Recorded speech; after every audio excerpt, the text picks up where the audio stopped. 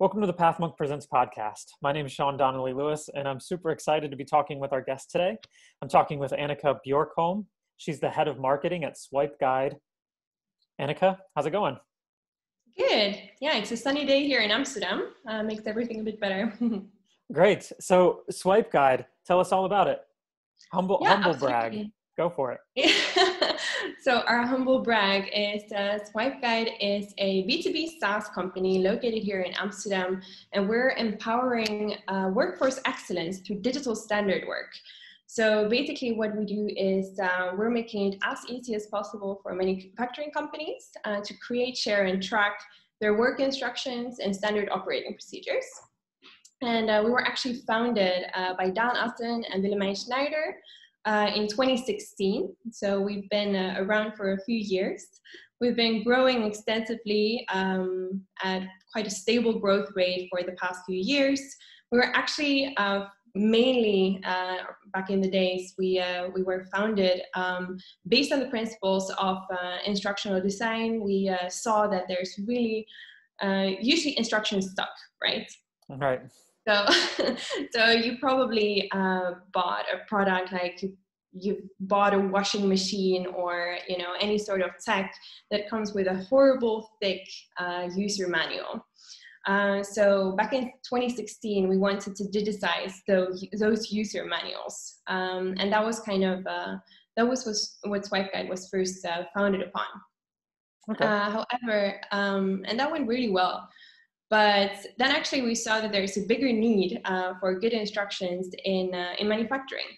So we actually came across a few large companies operating in the food and beverage industry who wanted to start using our platform to digitize their own kind of standard operating procedures in the factories.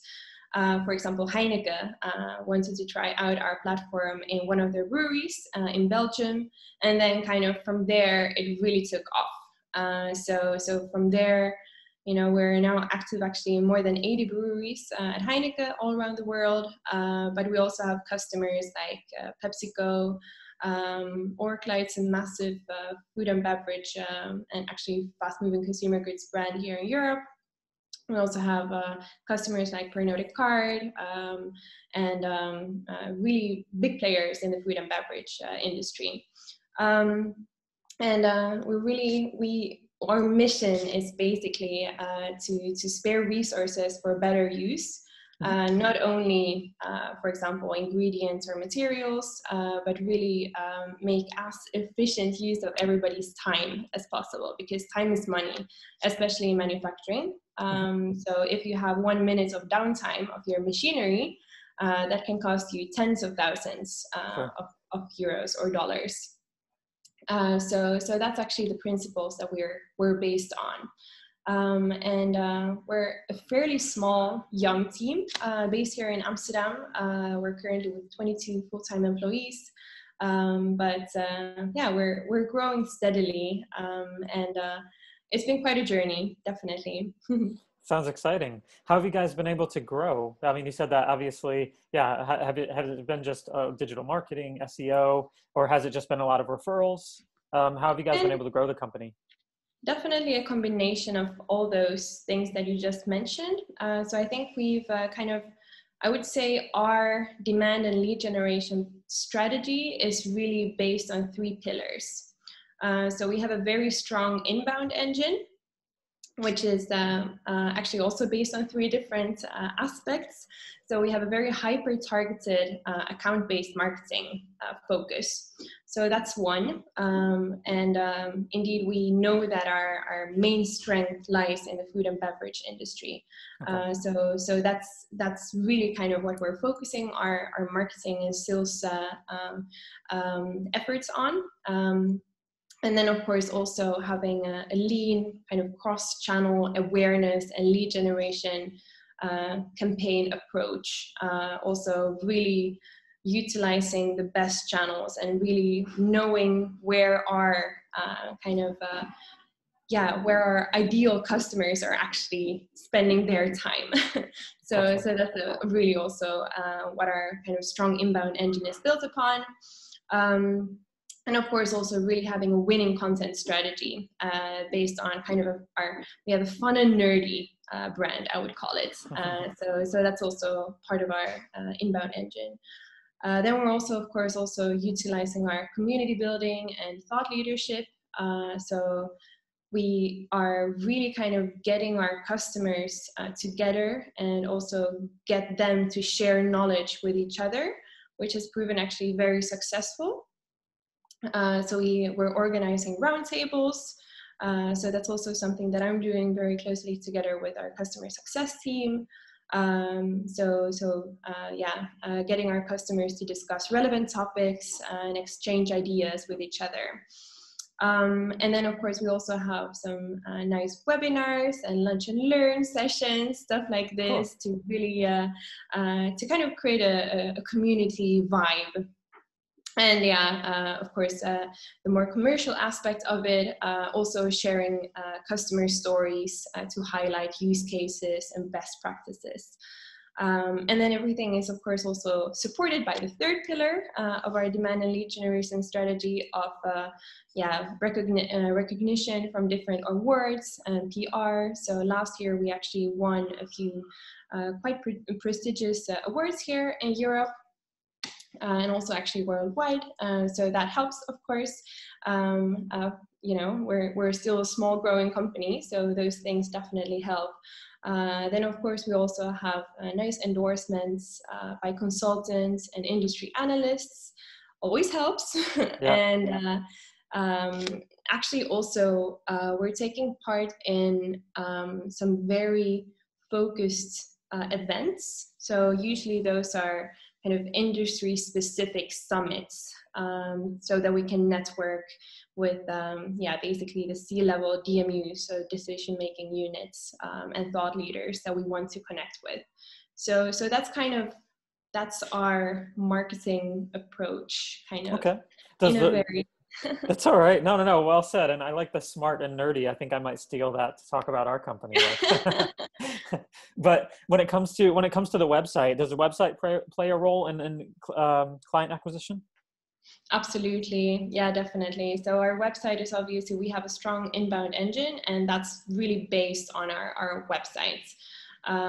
For sure. So that's, of course, also where we share all of our content, all of our articles, both gated stuff like ebooks, white papers, research papers, but also articles, blog posts, stuff like this.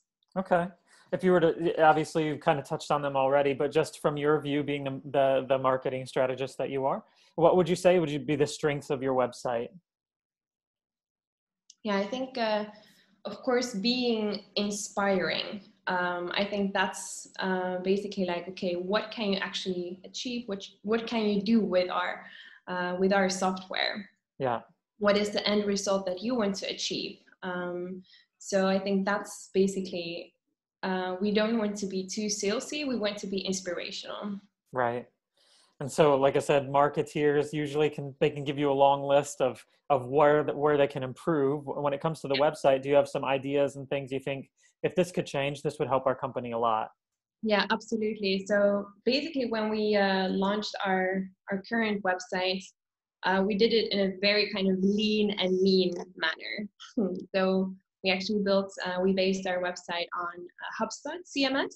Mm-hmm.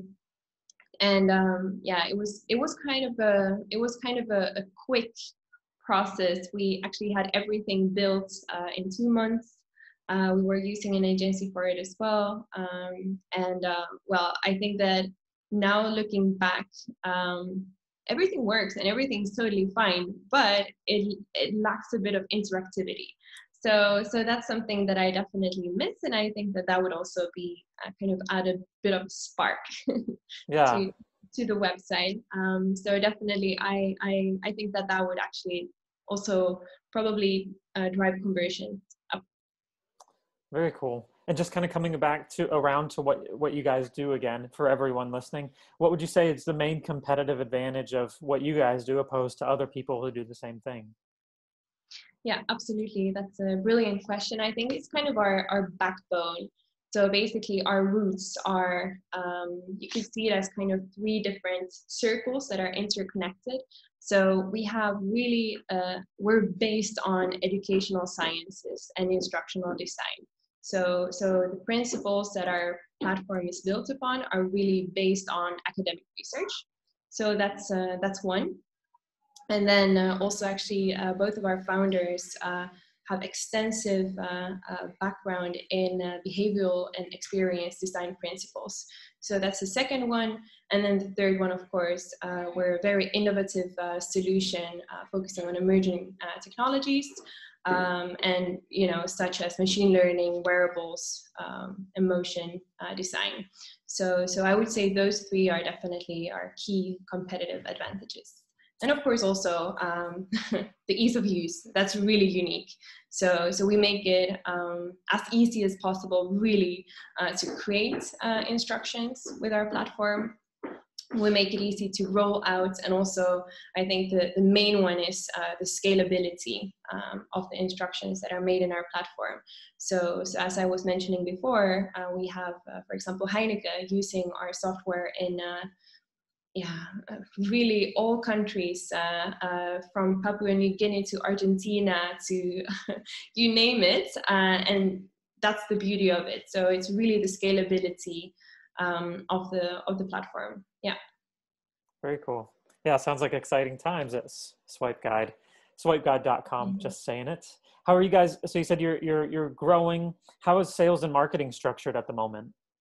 Yeah. So actually, we call it, like, we're working in circles. So we have a circle called growth, and we kind of see marketing, sales, and customer success as very, very interconnected. So we kind of define our quarterly objectives and key results together, and what we want to achieve as a circle. And then basically, of course, we have the sub circles beneath that, and we have more kind of operational goals to achieve per month and per quarter. But I would say really our success lies in that we can collaborate very efficiently, and I can't achieve my goals without also making, for example, customer success successful, or you know, sales can be successful without my team in marketing, and vice versa. So I think that's really the strength of kind of having this interconnected play, which with other teams. Very cool. Yeah, just switch gears here a little bit, and I just want to talk about you as a leader. What kind of content do you consume to continue to grow as a professional and as a person? Yeah, no, absolutely. I love podcasts, actually. So I'm a huge fan of Chris Walker. He has some great stuff that he's sharing, also actually on a daily basis. He has a great podcast called States of Dimension. I like his kind of controversial approach to things. Really makes you think. So that's something that I really like. Also, actually, I read a lot. So I've read a lot of books in the past few weeks, mainly on positioning, actually. I read a book called Play Bigger, which is a great one, kind of a category design. And also, of course, everyday reading more general stuff. Just Financial Times is a great one because it gives you such a broad approach and view on the world at the moment. So I think that's also, of course, always very inspirational. Very cool. Yeah, I read totally. I read different things. I read even biographies or some. I say it like some good poetry, something that kind of I think works the other lobe, right? I think I heard something one time talking about like a bow and arrow, right?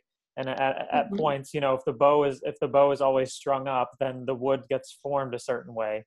Does that make sense? And so when you take the string out, it can relax and breathe, and then when you put it back in, like you have to continue to do that. And that's always made me think like how important it is that we just not stay in one lane, right? That we kind of expand and continue to consume all sorts of different content. That's a nice one for sure. Okay, so since we're slowly coming to the end of our interview, Annika, I have to warn you, it's about to get serious.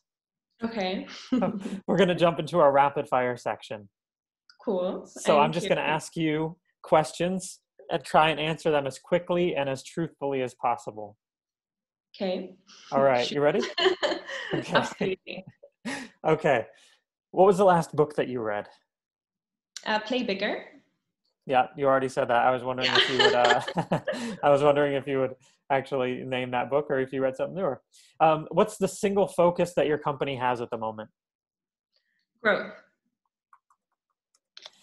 If there were no boundaries in technology, what would be the one thing you would want to have fixed for your company today?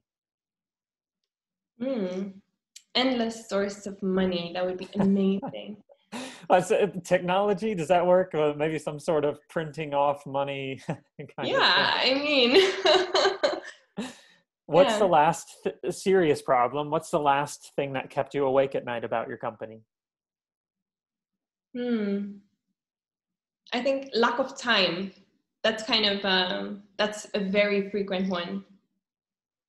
If you could, if you could give yourself one piece of advice, if you could go back to day one at Swipe Guide, what would be the piece of advice you give yourself? It doesn't have to be perfect. Very nice. Just to let you guys know, that was Annika Björkholm, and she's the head of marketing at swipeguide.com. Check them out. Annika, we usually give our guests the last word in the podcast. So if you just want to sum up everything or just say something, one more thing that you feel like you left out about your company, the floor is totally yours. Great. Yeah, I think really embracing the roller coaster of being part of a growing company has been probably one of the most inspiring things that I've ever been part of in my professional career. I think it's absolutely amazing to see how you have an idea one day and then you're able to really make that idea come to life, actually within a few days even, sometimes even hours. So I Well, think that's really something that I appreciate, being part of a growing startup. So yeah, I think that's something that I want to share. Just that flexibility and agility, having a kind of a growth mindset has definitely changed my way of thinking. awesome. Like I said, that was swipeguide.com. Annika, thanks for your time today. Thank you.